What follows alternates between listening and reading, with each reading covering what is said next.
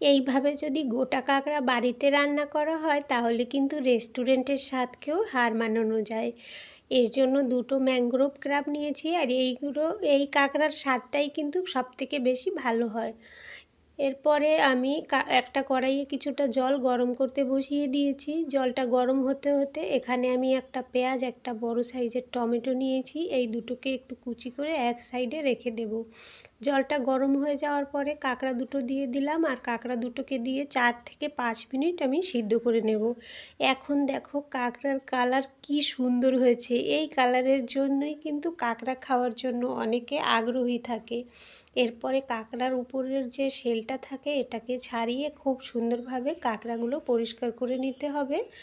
আর পরিষ্কার করে নেওয়ার পরে ঠান্ডা জল দিয়ে দুবার আমি কাঁকড়াটাকে ধুয়ে নেব। বেশি ধোয়ার দরকার নেই, যেহেতু কাঁকড়াটা আগে দিয়ে ধুয়ে আমি তারপরেই কিন্তু সিদ্ধ করেছিলাম। কাঁকড়া পরিষ্কার করার জন্য একটা ব্রাশ ব্যবহার করলে খুব ভালোভাবে কাঁকড়া পরিষ্কার হয়।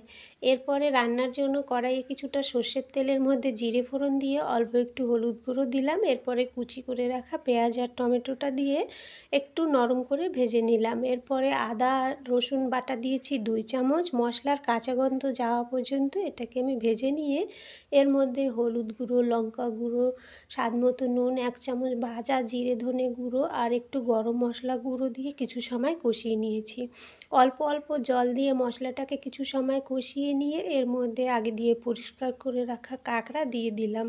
কাঁকড়া দিয়ে অল্প অল্প জল দিয়ে 10 থেকে 12 মিনিট কাঁকড়াটাকে আমি কষিয়ে নেব। আর এইভাবে কষিয়ে নিলে কাঁকড়ার যে হার্ড শেলটা থাকে এটা কিন্তু একেবারে নরম হয়ে যাবে। তোমরা বিশ্বাস না করলে একবার এইভাবে রান্না করে দেখতে পারো, আশা করি তোমাদের খুবই ভালো লাগবে। কিছু সময় ঢাকনা চাপা দিয়ে মশলার সঙ্গে কাঁকড়াটাকে খুব ভালোভাবে কষিয়ে নিয়ে অল্প জল দিয়ে রান্না করে সার্ভ করে দিলাম। রেসিপিটা ভালো লাগলে একটা লাইক করে